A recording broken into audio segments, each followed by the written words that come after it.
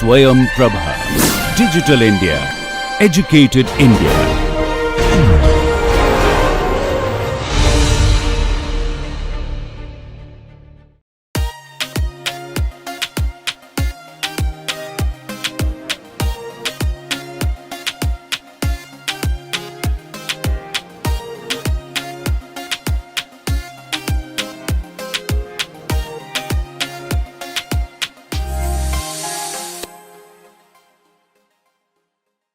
Welcome back to real time digital signal processing course.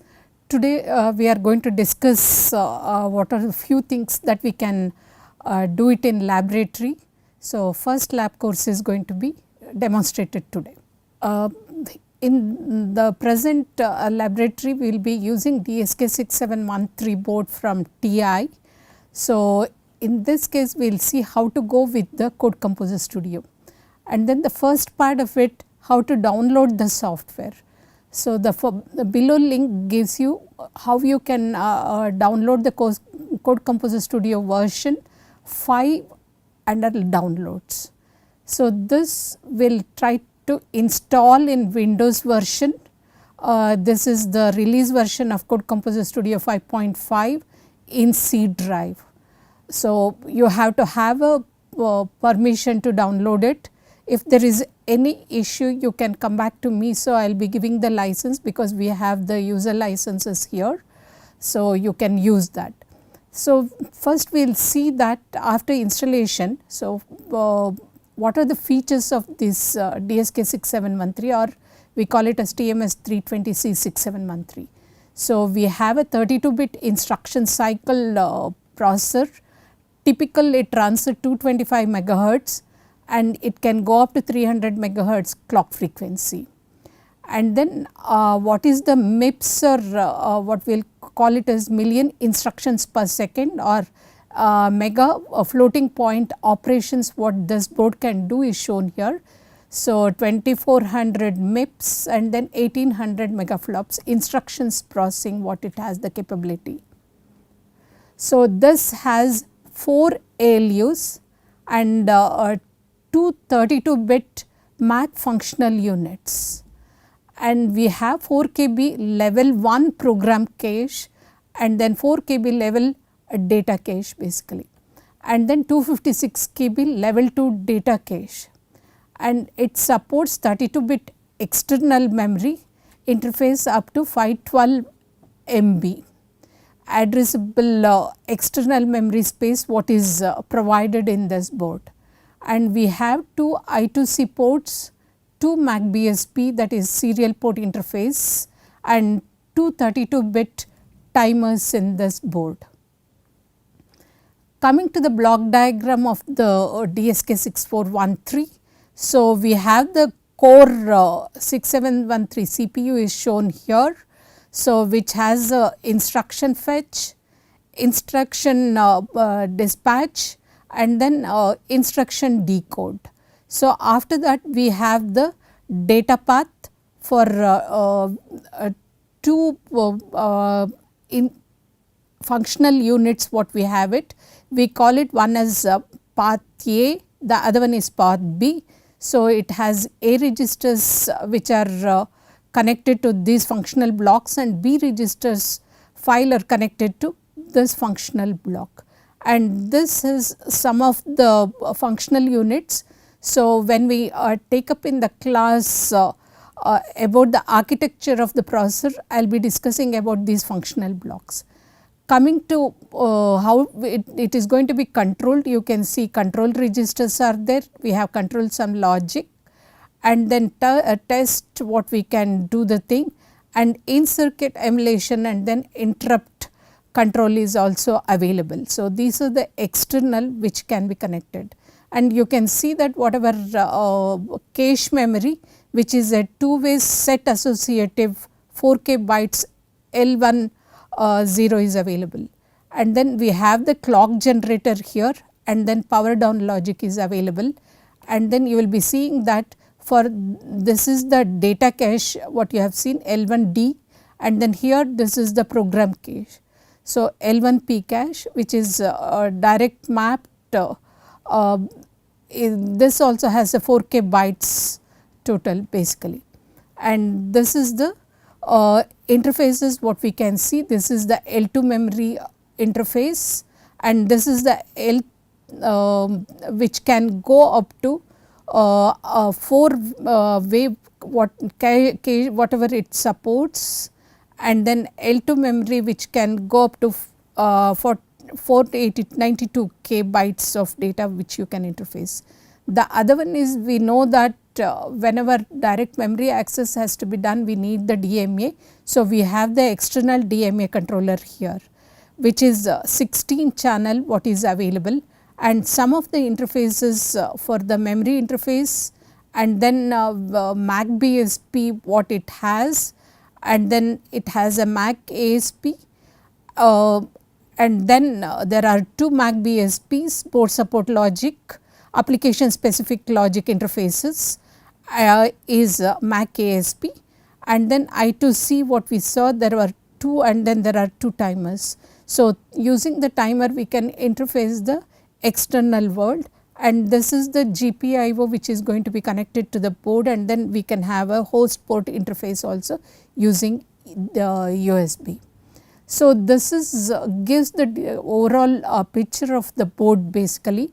So, we have the DSP processor here, TMS 320C 6713 DSP, and then we have the SD-RAM. So, we can see flash memory is also available, and some CPLDs, and if we want to have the memory expansion we can go here actually some of the memory expansion, and then we have the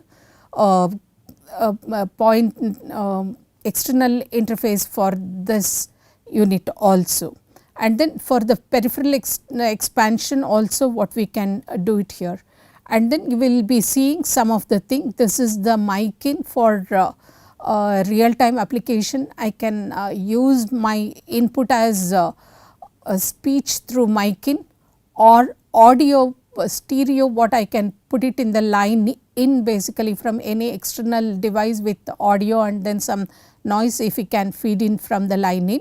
And then there are a dual output basically here, which is line out and then headphone. So, both are stereo basically. So, from any one of it what we can take the output. If a line out is taken and then it can be interfaced it with a one board as a line in, we can have the loop back system. Or if I want to hear what is my after processing in the processor, what output I am going to get. So, I can connect the headphone or mic speaker out basically. So, we have little bit of JTAG emulation, so which provides to do the debugging friendly basically. And then we have some power jack is what it is going to be connected, which is a 5 volts power supply, and this is the USB port which is going to be interfaced with our laptop or desktop, any of the system.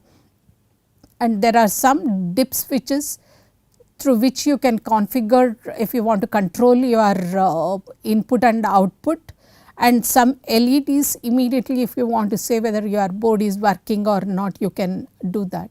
And there is a software reset switch available here, and then there is a configuration switch, how this has to boot, basically what you can configure with the switches. And we have the external JTAG interface also, so which can be used for more debugging, and then go deep into the in circuit debugging part of it. So, this what they call it as hurricane header what is available. So, coming to the functional block diagram, you saw the board diagram with all the components there. From the functional block diagram what you will be seeing, this is a chip, and then you have the CPLD logic and some flash memory, and then SD-RAM, and then these are the memory expansion unit what we have it. We call this as the external memory, and then we have the peripheral this thing interfaces here, expansion for host port interface what we can use the thing. So, using MAC BSPs, one of them is going to be selected, either your codec or peripheral expansion one can use the thing. So, with the peripheral expansion, so we can add on camera unit, daughter card and other things to give extra features to the board. And we have, as I said in the theory class, we will be using the AAC 23 codec in this board, and other higher versions will be using AAC 1 versions. And as we saw in the board, these are the inputs, 2 inputs and then 2 outputs what is available. And then we have the JTAG interface using the USB will be connecting, and voltage regulator. So, here it is going to be 5 volts what we will be operating. Some of the boards 5 series will be operating at 3 volts suboptimal voltage to run the board. So, we will see little bit on AC23 codec interfaces how it can be done. So, we will be using the MAC-BSP02 input to this codec chip, and then output ADC output is going to be taken out through MAC-BSP1 interface to the DSP board, and then whatever the format it has to be defined, we are going to provide it here. And then as we can see that I can give in as a mic in or stereo, we will be seeing input or stereo output, or I can connect the headset for it. And then we have different configuration here. So, we will be seeing in later classes how we will be interfacing these things. So, coming to development kit features in this case. So, we say that this is a Texas Instrument TMS 320C6713 DSP operating at 225 megahertz. So, it has a AC23 stereo codec, and then we have 6 MB synchronous DRAM. This is complete to the board what we are using it, or whatever features I have mentioned, it will be referring to the board. Here we can go up to this memory if it is in the full fledged board. Basically this is a development kit what we will be using it, which is a subset of this features. And we have 512 KB non-volatile flash memory, which is 256 KB usable in default configuration, and we have 4 user accessible LEDs and DIP switches which can be configured for depending on our application. And we have the software board configuration through registers implemented in complex programmable logic device, that is the CPLD, and we have the configurable boot options. Once the system is booted, it can run on its own once the power is given. So, it can continuously take the input and then it will be providing the output. Only for loading your program and then debugging purposes, we should have the interface with one of the hardware, either laptop or desktops. And then we have the standard expansion connectors for data card usage if it has to be connected. And we have JTAG emulation through onboard JTAG emulator with USB host interface or external emulator. And as it was said that it works on 5 volts power supply in this development kit. So, coming to the programming language and little on the number system, detail of it we will be taking it up in the theory class. So, the type was DSK 6713 board supports ANSI C, basically not complete C is available. So, based on that we have the characters, and signed character are going to be 8 bits, and the representation is the ASCII format, and minimum is -128 and then maximum what it can go up to is 127. And we can define unsigned character which is going to be 8 bits. This also in the ASCII representation we have the representation, and the minimum from 0 to 255 what it can take the range. Coming to the integer sign, basically this is short which is 16 bits. So, which is represented as 2's complement. So, which will be having the range from -32768 to 32767, and unsigned short is going to be 16 bits, but it is going to be binary. So, it will vary from 0 to 65533. Coming to integer and then signed integer, it is represented as 32 bits, and then the representation is going to be 2's complement. So, the range what you can see which can take in the board is so much for 32 bit. Coming to unsigned int, it can take 32 bits binary, it will be from 0 to the 2 power minus 32 minus 1 is the value what it is represented here. And then even it supports long and signed long, here it is going to be restricted to 40 bits. So, you will be seeing that usually long and then signed long has to be 64 bit, but only 40 bits is supported in DSK 6713 board. So, if we want to use 64 bits, then we have to provide long long and signed long long. So, which is represented as 2's complement, and then the range what you will be seeing 2 power minus 40 to 2 power 40 minus 1, and in this case 2 power minus 64 to 2 power 64 minus 1 on the positive range.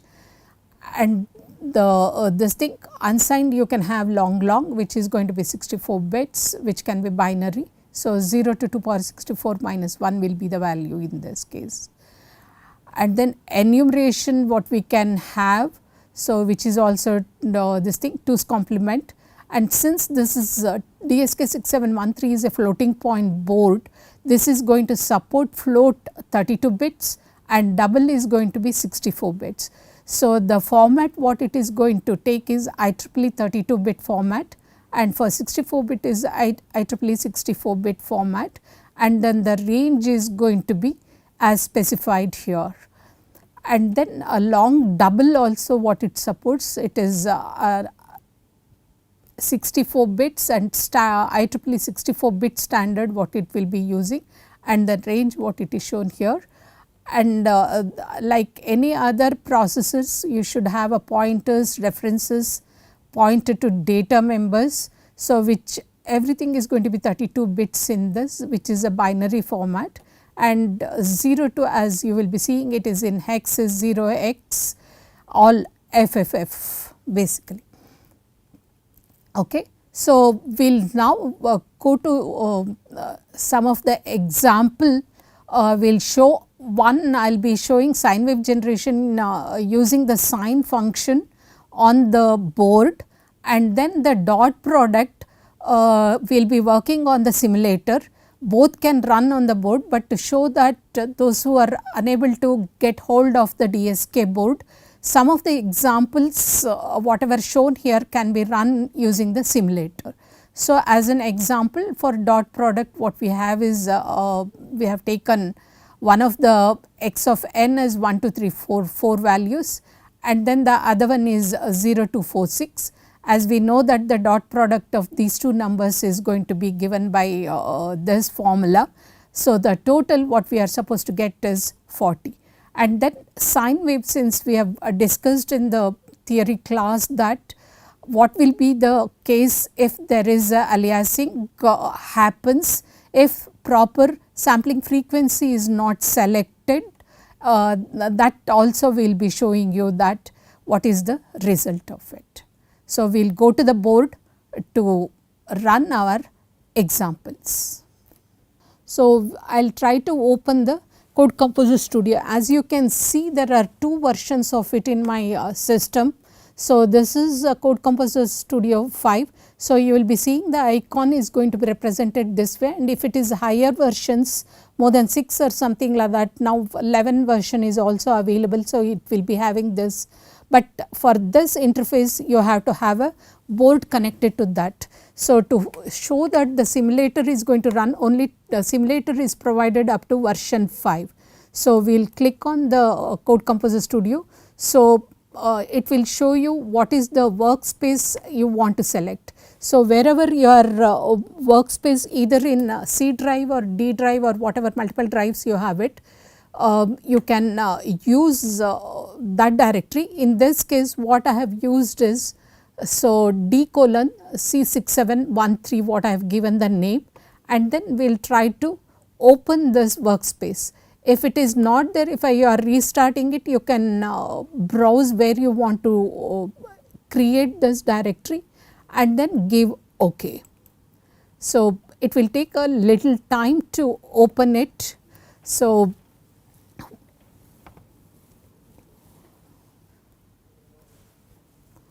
if any this thing upgradation is going to happen, so it will be showing that what are the files available for you to upgrade. So, better not go for the upgradation, because sometimes compilers gets corrupted. So, you cancel them and then it shows welcome to Code Composer Studio V5. Okay. So, if you want to create a new project, so we can open here. So, I will show from the scratch, although I have 2 of them. So, I will show you new project, we will open it. So, it will show you what is the requirement of the thing, project name what I have to give. Since I have already have the dot product, what I will give is dot product 1 I will give it, so that I will be creating a new one. So, then it what I want output type is a executable, which is default, and then the processor families, you will have different processor families. It depends on how you have installed your Code Composer Studio. Since I have board for with ARM and then 54X series also boards we have in the lab, and 55X boards are also there, I have given option of these. So, if you do not want anything, you can give only C6000 option in your case and then go with it. So, in this case I will be selecting platform is C6000, because 6713 is the board what I will be using it. And then I have to select what kind of this thing, a type of filter if you want to have the thing, or directly you can select it as DSK 6713. Now, here what I have to do is whether I want to have that simulator or the emulator.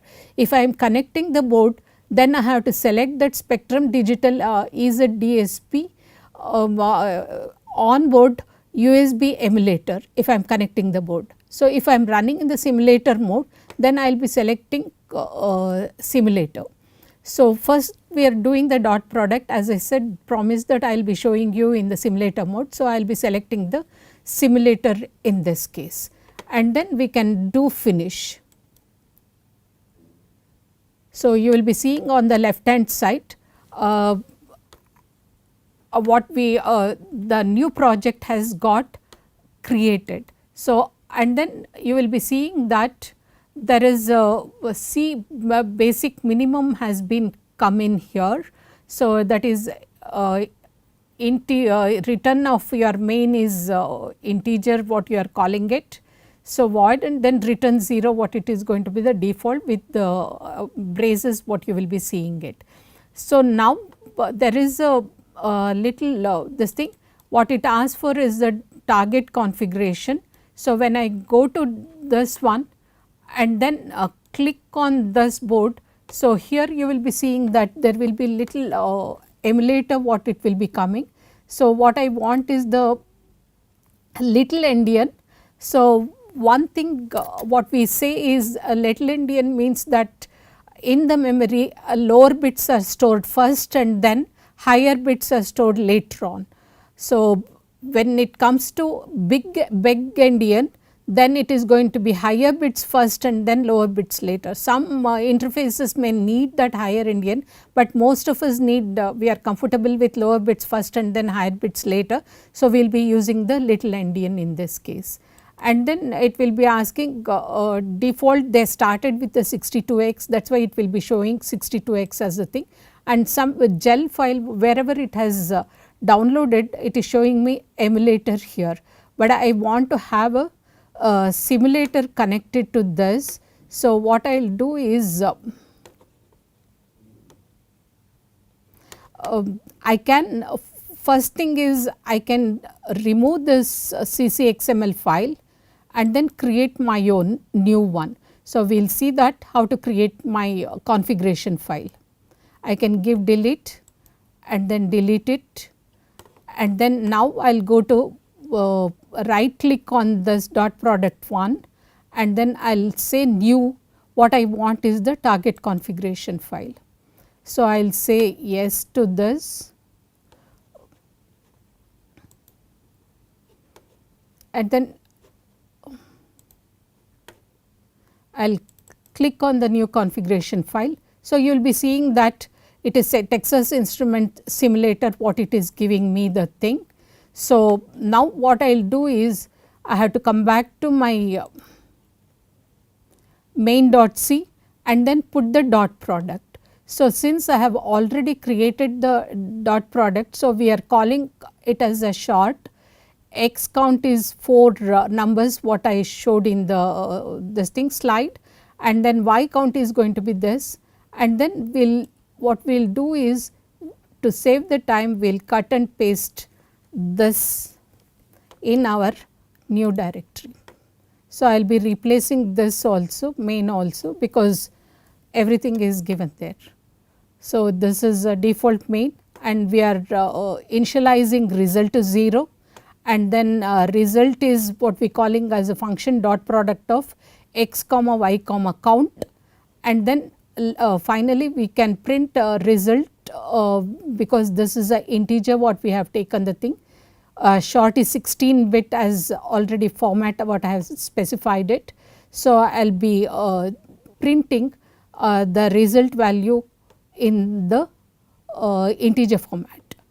So, then the function dot product, as you can see the thing. So, you will be initializing I value and sum is 0, then depending on the count, in this case count is going to be 4 what it is defined. So, it will be less than count. So, we will be incrementing it, and then you are doing the product of A of I and B of I, and it will be returning sum to the main this thing function. So, what we will do now is you are seeing so many blocks on the thing.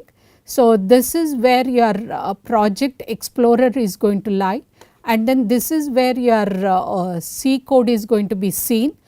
If you are writing in C, and if you want to somebody wants to do assembly, we can do that also, but the extension is going to be .asm. Here as you are seeing, it is main.c.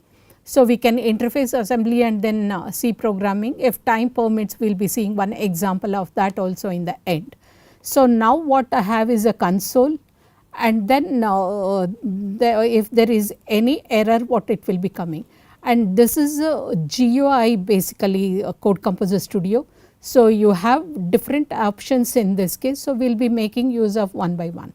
In this case, what it shows is either there are icons to do build, debug, and then compile the thing, or I can go to the project option, and then I can say that build automatically what it is shown. Okay. So, I can use this or this one to see whether I have any errors in my code basically. So, what it says is it is telling me there is an error in the case. Okay. So, I can click on it to show me that. So, that is undefined main.c what it is showing me here. Okay. Here as you can see, count is undefined. So, we will define the count here.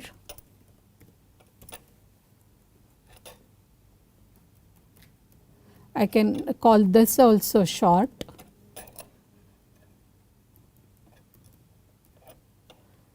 Is equal to 4 what I will give the thing, and then let us see by compiling again.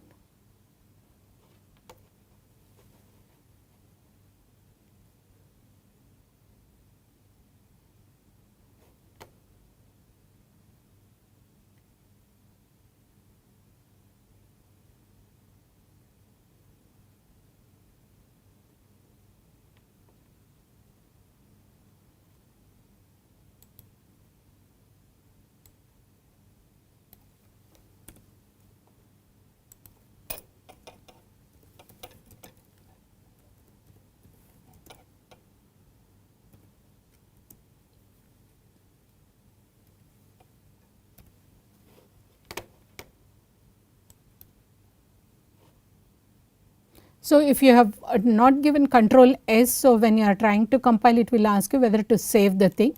So, as you can see the thing.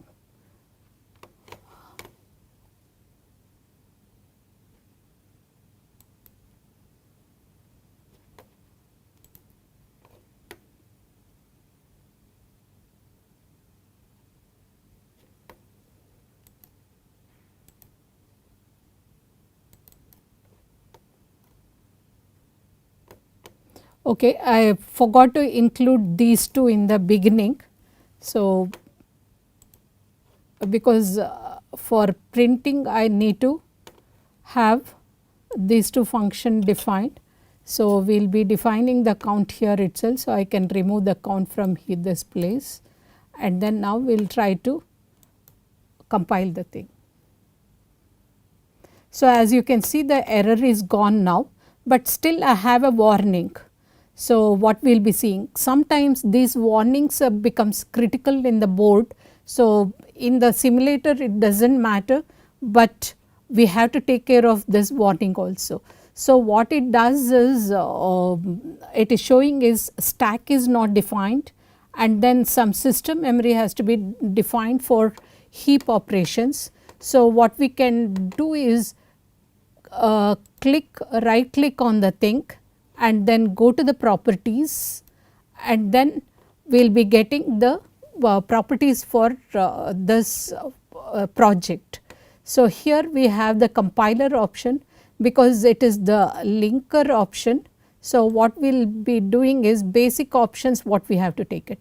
So, you will be seeing that stack whatever the size has to be defined here. So, I will give it as 512 as the stack size and then you will be seeing the dynamic and memory allocation, that is basically heap size.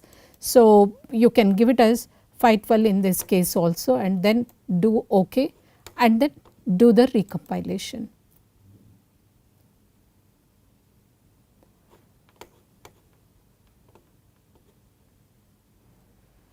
So, you can see that there are no warnings also. Now, what I can do is I can go to build and then I can build the working set whatever I have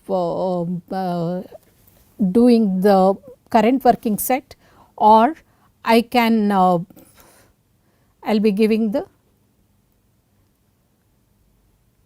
or build this, as you can see in the thing dot product. So, you will be seeing that this is the active directory. So, I can give active debug also, or there is an icon. So, that is debug this one because this is the current one, I can do debug. Now, what happens is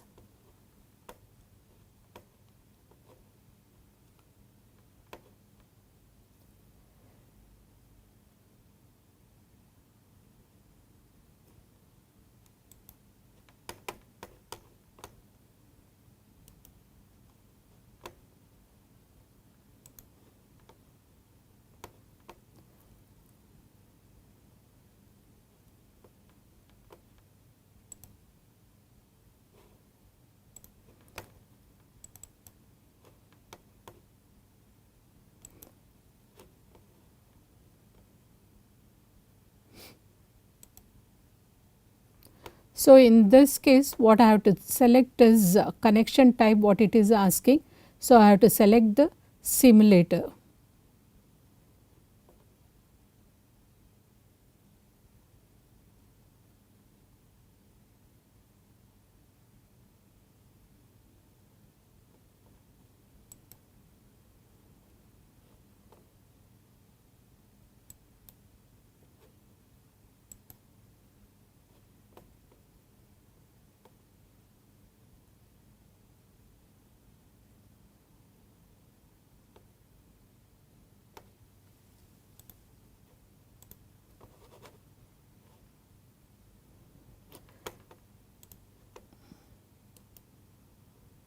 So, one way of doing it is I can copy whatever I have set the thing into this and then paste the configuration file. and then I can go for debugging. See here, because it takes little time to set the simulator, what you have to do the thing. So, what I will put is how to set a breakpoint, because when I run the thing I do not want it to go beyond my control. So, what I do is if I double click on whichever line I have it, so it will be generating a breakpoint here. So, now either I can go and run in different I can load the project and then I can resume from wherever I have stopped it, or I can terminate, or I can reset the software reset what I can provide from the Code Composer Studio, or I can restart, or I can do step function in running, or step over that particular function and then go to the next one, or if you have done assembly programming, so I can go into the assembly thing also. Okay. So, here what I will give is that there is an icon to show that. So, I can click on it, so it will be running. As you will be seeing that from the start of the thing, it has run up to the wherever I have put the breakpoint. So, now you will be seeing that the sum value is 40. So, this is how the product has been calculated. So, I can stop debugging this, and then what I will be showing one more example on the board. So, you will be seeing that sign generation using the what I will do is I will close all of them, because it may be getting confusion for you people. So, I will click on the main.c here. So, you will be I will be using the mat.h, and then we are defining the sampling frequency. Initially we will define it as 8000, and then pi value has to be defined here. It is not, some of them are not explicit. So, we have to provide it to the system, and then we will be defining the float as my output. So, the length of it I have given it as 256, depending on your sampling frequency and then sample period, how many sample periods you have to generate, you can specify it. And then we are starting the main. So, the frequency of interest in this case what I have given is 1000 hertz, and if I want to have the magnitude of it or amplitude of it to be increased, I can give that value and then multiply all the output by this value, and then I will be enhancing it. And then I will be calling theta increment as the value of sine function, and initially we are going to define theta as 0.0, and then this is going to go for a loop up to 0 to 255. So, what is it? So, I will be incrementing. So, as I said, I will be using the sine function down actually. So, we are defining 2 star pi into frequency divided by my sampling frequency, what I will be giving as frequency of interest, and this is the sampling frequency. So, in this case 1000 by 8000, what it is going to be, 1 by 8 will be the value of this, and theta will be incrementing it, it is going to go in steps plus equal to, and then if it goes beyond 2 pi, we will be resetting it to 2 pi basically. And then output of I what we are going to calculate. So, amplitude to increase its amplitude I said, and we will be finding the sine theta. So, we have different ways of sine generation. So, we are using the built in function which is defined in mat.h, sine function basically, and then we will be calculating this. So, now what I will do is, since it is already pre-compiled, so you can see that it is compiled, and here you will be seeing a little change in the thing. I will show you the configuration thing here. So, you will be seeing that it will be using the emulator basically, that is DSK Spectrum Digital DSK board what it is going to use.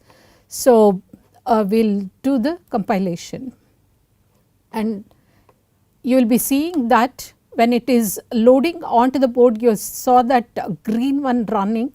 So, that the complete code, and then it will be placed on the DSP processor basically, and then it is ready for running. So, you will be seeing the pointer here. So, here also to save the thing I have given the break pointer, so that we can have the control of it. So, it will not be going back to original place, or it may go anywhere else also. So, we have run the thing. So, you will be seeing that whatever the values that has modified the previous value what it was, and then after the initialization you will be seeing that some of them are in hex actually, and some of them are in the here you are seeing the integer value, the same thing where the location they have been stored, these variables have been shown. Now, what we will do is one of the other function what we will be looking at it, because if I come out of it, this tools is not going to be visible. Either I can have a memory map file, or I can see whatever values stored in the thing, I can save the memory, or before running it I want to load into memory some values, I can do that, or with some pattern I want to fill the memory, I can do that. And then real time operating system, what we can use the thing, and system analysis toolbox is also there. Somewhere if I want to use the hardware trace analyzer, we can see that. And now I am interested because I have generated a sine wave. So, how does it look like, either a sine wave or not, what I want to check the thing. Okay. So, since I have this is a graph what I am function what it is available in the Code Composer Studio. So, we will be using that, and here because I have taken it as a floating point. So, I will be defining my this thing in data type as 32-bit floating point. Depending on whatever you want to define it, you can do that. So, now sampling rate is I have used is 8000, and then the start address what I want is I want to see the output here. If you want to see any variable, you can give the name of it, it will be showing you what it looks like. So, you see that the sine wave has been generated here. Now, I want to know at what frequency the sine wave has got generated. So, what I can do is again I can go to tools, and then here now graph I have a FFT magnitude here. So, we will be taking the theory also, but sometimes to see that what frequency I can use the built in function also. So, here I will be putting it as 256, and then this is 32-bit floating point what we have it, and then the sampling frequency at present is 8000, and then start address is output what I want to see. Okay. So, and then here also if you want to have a more frame size, you can choose the thing. FFT order chosen in this case is 5, which is 2 power 5 is 32 is the frame size. So, if I want to increase it to 8, it will be becoming 256, you can check the thing, and window function what it is using at present is a rectangular window. So, if you want to modify these functions, you can do that. Okay. So, you will be seeing that what we generated frequency was 1000 hertz. So, you will be seeing the peak coming at 1000 hertz. So, if you want to see, you can move this cursor here and then exactly point to the center of it, and you will be getting the exact value of the frequency what you have generated. So, now I will show you what is the thing is going to happen to our reconstruction, because this has reconstructed. If I change the sampling frequency, for a simple case I will take it as 800 hertz is the sampling frequency what I am choosing, whereas my highest frequency component is 1000. So, you may be guessing what is the output I am supposed to get. So, hold on for a while and then we will see whether our theory and then practical goes hand in hand. So, this is again I am recompiling and then loading directly onto the processor. I am going to run the thing. Okay. So, now we will see that go back to the tools again, I will go to the graph. So, I will see the single time graph again, both of it what we will be getting it. So, this is a 32-bit floating point what I have the thing, and then now the sampling frequency what I have used is 800. Okay. And start address for me again I want to see my output, what is the thing I will be getting it out. So, you will be seeing the compared to the previous one how the input frequency has been created. Now, we will see its FFT magnitude, what output it has created. Okay. Coming to the graph, we will do FFT magnitude. Again here it is 256 and then this is 32 bit floating point and then sampling rate is 800 and then this is output. So, if I want to change the thing, I can make it 6. Okay. So, you will be seeing that it becomes 64. Now, you will see that is it matching with theory. I am supposed to get reconstructed signal as 200 hertz. So, you are getting 1000 minus 800. So, you are seeing that it is aliased version of the 1000 hertz is going to be 200 hertz. So, this is how you can play around with your simulator or connecting the board. Even this code runs in the simulator, one can check it and then you can get acquainted with the simulator or the board. So, that more and more labs are going to be run based on it. So, if you are comfortable in running few of the experiments, it becomes easy for you to fiddle around with so many other real time interfaces and other things, which we will be taking it in the next laboratory session. Thank you.